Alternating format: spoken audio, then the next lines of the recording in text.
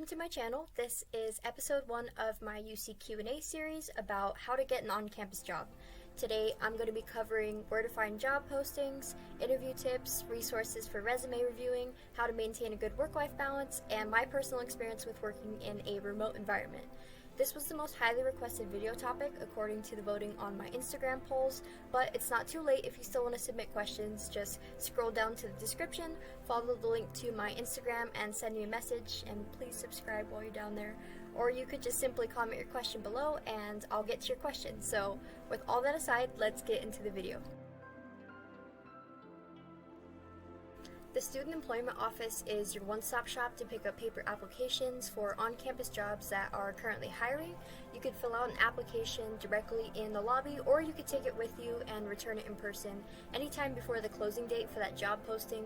Their office is located in an alcove of the Bannockburn Village apartment complex parking lot. It's a ways out of the way if you're looking to just pop in. I would recommend checking their office for postings about once a week, unless you're okay with making the trek over there more often.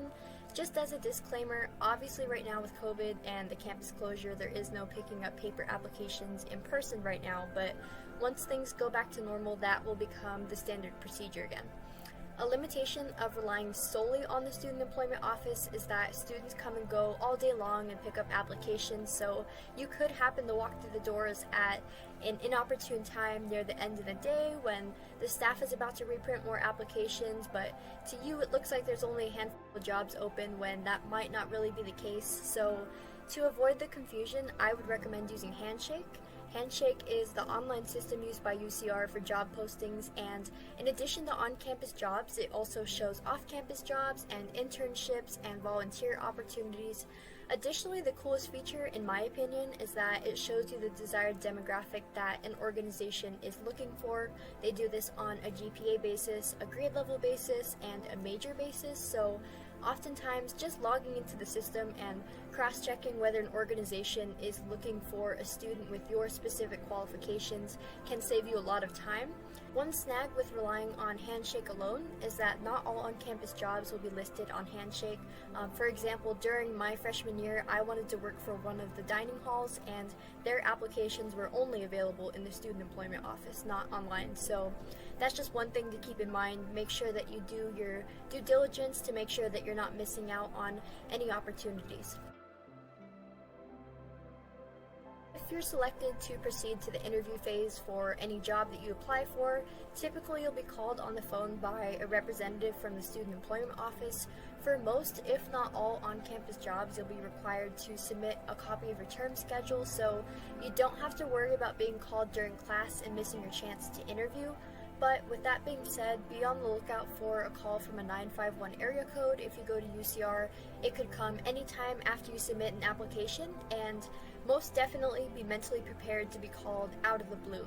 I would recommend having a quote-unquote elevator speech prepared with answers to any typical questions you think you might be asked for the specific job you applied for. Obviously that'll vary depending on the type of job you applied to, whether it be food services or clerical or lab related, but just be prepared and know that they might call you randomly. One thing to note is that not all positions on campus will rely on the interviewing procedures from the Student Employment Office. When I was interviewed for my current position at the Academic Resource Center, I was interviewed over Zoom and was given the opportunity to choose my own date and time that worked with my schedule. That was really nice because, one, I had the opportunity to meet face-to-face, albeit online, with my future employer, and two, I had the chance to do interview prep ahead of time since I knew exactly when my interview was going to be. I was able to dress the part and mentally prepare as opposed to an impromptu phone call. My biggest pieces of advice are to research the department you're applying for on campus, learn all you can about their mission statement, and find out how you, as a future employee or a potential future employee, can suit that mission. Try to find a job that you're really passionate about. It will shine through in an interview if you have a legitimate interest in what it is you're applying for, and I believe that interviewers can see when a job is just a means to an end versus when you're truly invested in and aligned with an organization's goals. Before I worked for the Academic Resource Center, I utilized their services as a freshman, and it gave me great insight into how the organization functioned from the inside. On a resume, you could call that a demonstrated interest. I went from being a mentee in the ACE program to a mentor myself because I loved the support and services that the organization was providing, and I wanted to give back. And I truly believe that my passion for the organization helped me in the interviewing process and made me stand out. As of the date of this recording, I am in my second quarter so far of working remotely, and I have to say at this point I'm already used to it. It's not much different than I already do for my classes. Because of the nature of my work, I am a mentor, so I'm mostly just holding Zoom meetings with my coworkers and Zoom meetings with my students, which is no different than I already have to do for my lectures and my labs. So it's nothing very strange for me. I could see that if you were in a more technical position, like working for a lab somehow, which I'm not sure how that would work remotely, but I imagine that that would be kind of strange. But I'm pretty fortunate that mine has a pretty set schedule that I'm used to now. This is my third quarter online, so I'm used to Zoom meetings. So that's pretty much how my experience is going. The benefit of working an on-campus job is that your employer understands that first and foremost you are a student.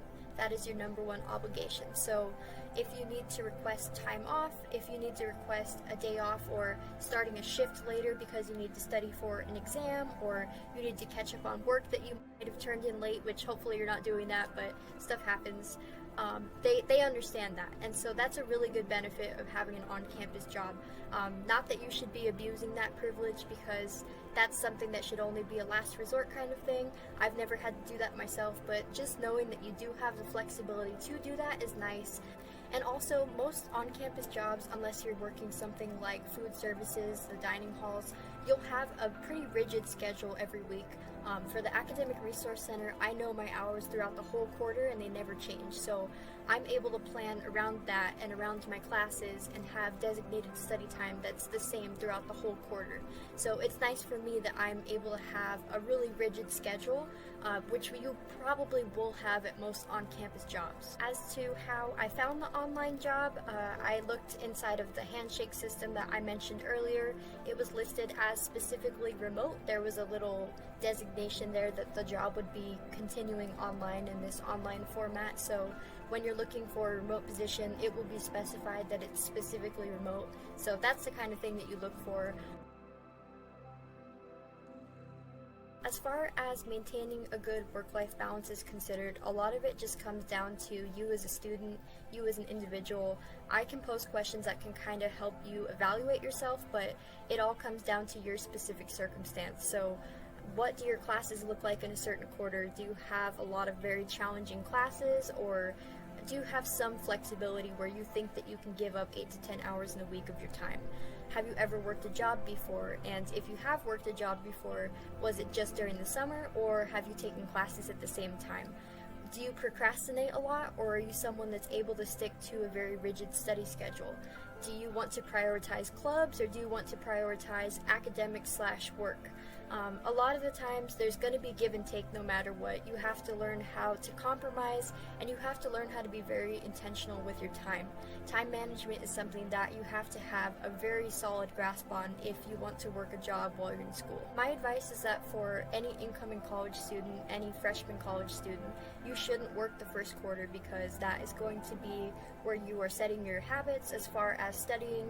That's where you're meeting people to form study groups with, and you can't afford to lose time that early by working a job. You have to really start developing your study habits first. Then your second, third quarter, second year, that's when you can start considering a job, because now you're confident enough in your study skills that you know you have some time to give during the week to sacrifice some study time. When it comes down to seeing whether you can manage a club at the same time, or if you can only manage school and work, a lot of it is just trial and error.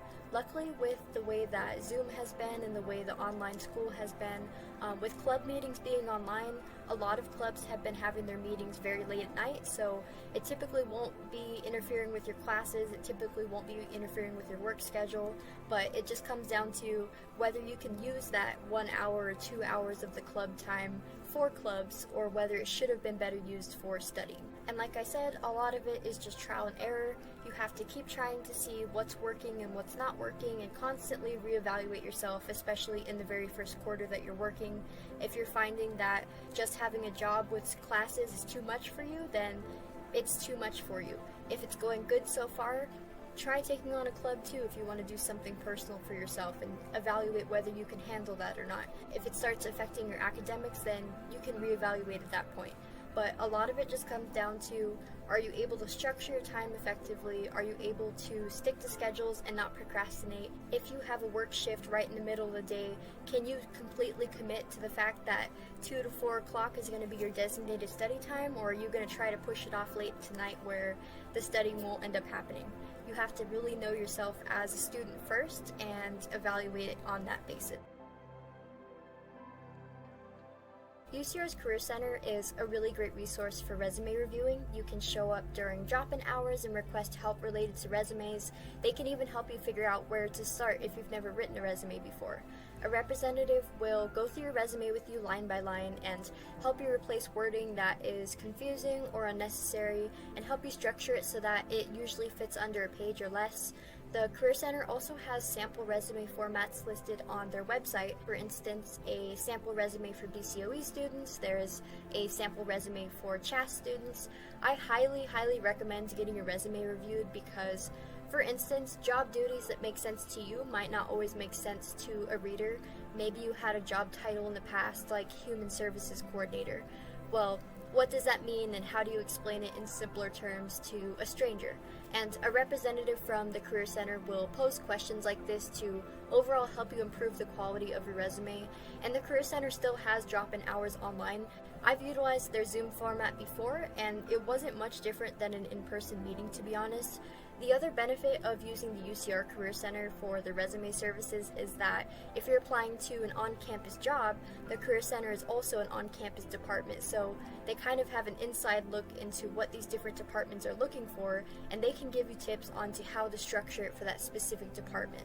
Just to get a different perspective, I interviewed one of my best friends, Sophia, and she told me a little bit about what it was like to have an off-campus job during the school year. So my first year, I worked at Subway by my house. So it wasn't like a job on campus, for only on weekends though, because something that you have to consider when getting a job is, can you handle it with, you have to know yourself as a student. You need to know what you can handle, and if having a job is something that you can balance out with your studies. So it was hard, I will admit, and I only did that on the weekends, just because there's so much studying time that I missed out on. What I do recommend doing, though, is getting a job on campus. They are so much more understanding. They work around your schedule. And I know some people that have like jobs on campus that if they have a midterm the next day, sometimes their manager will be like, hey, you know what, just like, leave early or take the day off, go study, like they work with you because they understand your needs as a student. And that's going to wrap it up for this video. So I hope that something I've said has been useful to you. I hope that current freshmen, as well as future freshmen, and any other UC student out there trying to figure out how to get an on-campus job was able to learn something. My heart really goes out to all the freshmen in this remote format right now. I know how daunting college can be as a first year, and to have your first year be online must be so confusing. So just know that I'm here as a resource, and I'll answer as many questions as I'm able to. As I mentioned before, drop a comment below if you have any questions related to this video or unrelated to this video, or you could just message me on Instagram as well. Thank you so much to my friend Sophia who let me interview her, and please stay tuned for future episodes of this Q&A series. The next episode is going to be all about housing, both dorms and apartments, so subscribe and get notified when the next video goes up, and I'll see you next time.